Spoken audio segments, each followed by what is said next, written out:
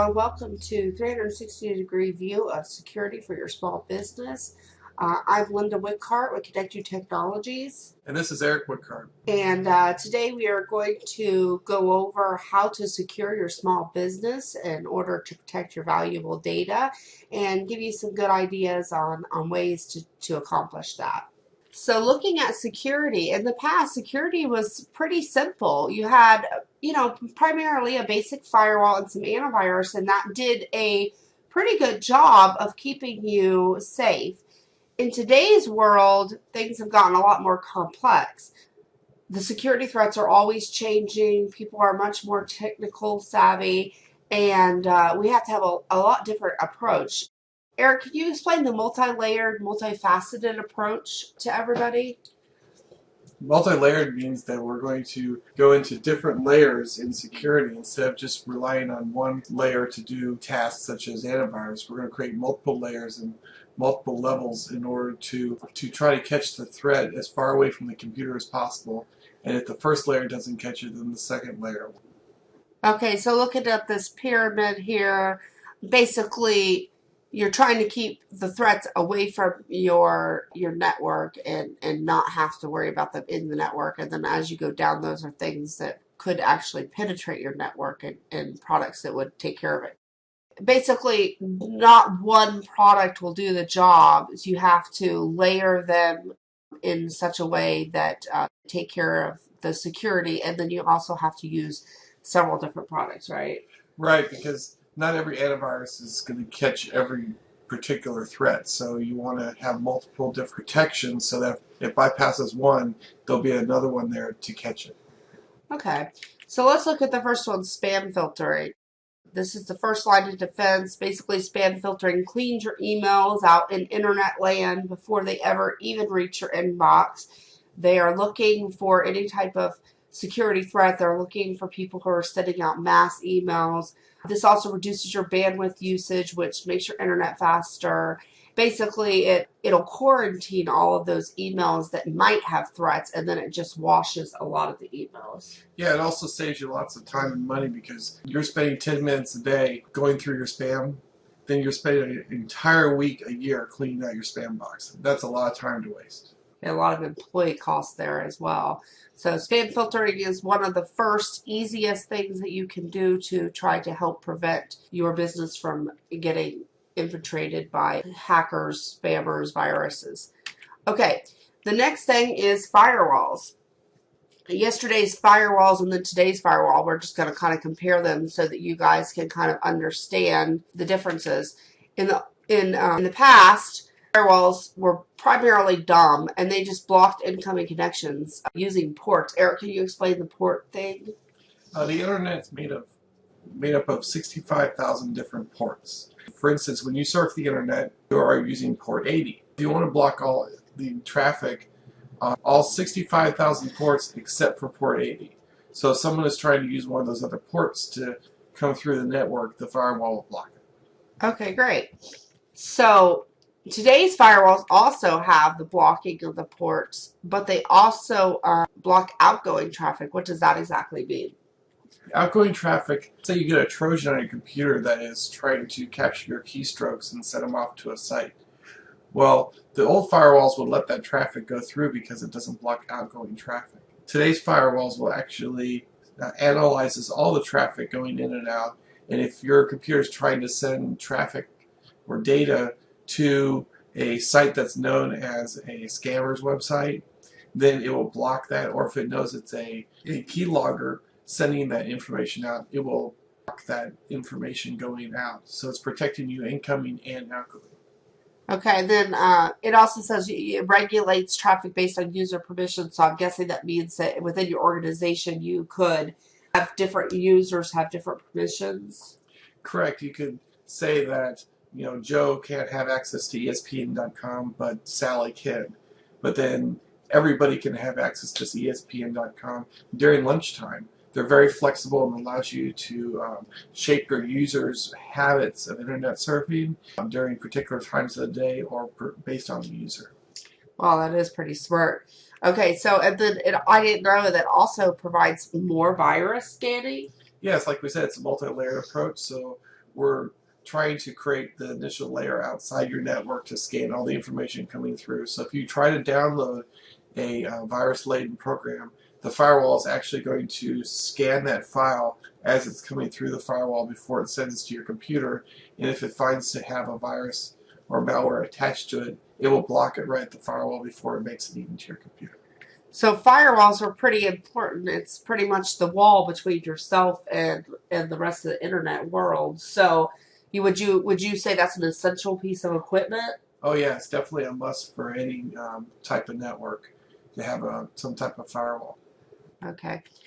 Software updates. I've heard of Microsoft Windows updates. I usually click off of them and tell them to go away. And then I see here that that's probably not such a wise thing. Looking at this, there's scheduled releases, unscheduled releases, critical releases, service packs. Why are all these updates so important? Because I know sometimes it can be just kind of annoying when they pop up and want to restart your computer. Yeah, Microsoft on a regular basis releases updates to your software. And what these releases, many of them do either provide a performance enhancement, a software enhancement, or more importantly, they plug security holes within the software that people find because the software is such a large amount of code that they will overlook certain security holes when they're doing the testings. Well, there's people out there that they like to find this stuff. They find the holes. They report to Microsoft. Microsoft creates a patch to patch the hole, and then releases it to you for you to put in your computer to plug that security hole. Those security holes are how malware and virus infect your computer. They attack it through these security holes, and then exploit those security holes to either give you malware or viruses. Okay, so it's kind of like a Band-Aid on your Microsoft Windows. Okay, and then there's other software too that you have to regularly update. I didn't even know that. Java, I know I use Adobe Flash, Adobe Reader, browsers such as Internet Explorer, Safari, Chrome. I didn't realize you have to update those as well. Right, because those are the same. They also have security holes in them when they were built, and they also interact with the operating system. So as the operating system becomes updated, they have to be updated too to plug those same security holes and to work around those security holes. Okay, so I'm guessing when you were saying that it increases the efficiency, that if you were able to keep up on all these updates, your computer would probably run less sluggish and more like a new computer. Because I know usually after you have a computer for a while, it starts slowing down and it has some issues. But I've always clicked off of these updates, so I guess that's probably not a great idea. Right, performance is definitely a boost with a lot of the updates. A lot of times they'll find like a large amount of code that does one little thing. They'll find a new way to do it. They'll shrink the amount of lines of code so it shrinks and makes it smaller. And when they make it smaller, it actually makes it run faster. So doing these updates will actually, in the end, make your computer run faster. Okay, let's go on to the next item, security software. In the past, security software was basically antivirus, which was a passive protection. It was updated mostly weekly or daily. In today's software, antivirus is more of an active protection. It's updated hourly or maybe even more often than hourly. And then what is anti-malware? Because I think most people are pretty familiar with antivirus. They're familiar with these bugs that get into your computer, and I just always kind of seem to get a little confused with the difference between virus and malware. Well, I first want to talk about the passive versus active protection. The difference between active and passive, in the old days, passive protection, it scanned your computer once a day, once a week. It checked all the files on your computer and for viruses. Today, active protection, moving towards actively scanning files when they're being changed. So we're not using so much computer resources. The difference between a malware and an antivirus is that malwares tend to come to your computer and sit there and provide pop-ups and trojans and different things that basically the scammers are using these programs to make money. Where viruses come onto your network and they try to spread across the network and cause havoc. They're not there for the scammers to make money. Okay, so I'm still a little confused. So how do they make money off of your computer? Well, they provide pop-ups that you're going to click on and then enter your credit card information. A lot of them today are like fake antiviruses that say your computer's infected with a virus. Our antivirus solution to get rid of the viruses You spend $40 times thousands of people who got it. They make money that way. Okay, and then I have heard malware kind of associated with the word spying. So, is this effectively a way that people are able to spy on you? How does that work? They can download a Trojan, what's called Trojan, to your computer, and this Trojan actually captures your keystrokes, and it watches where you surf. It looks for you to go onto a financial institution or similar, and then once it finds you on a financial information website, it starts to track your keystrokes.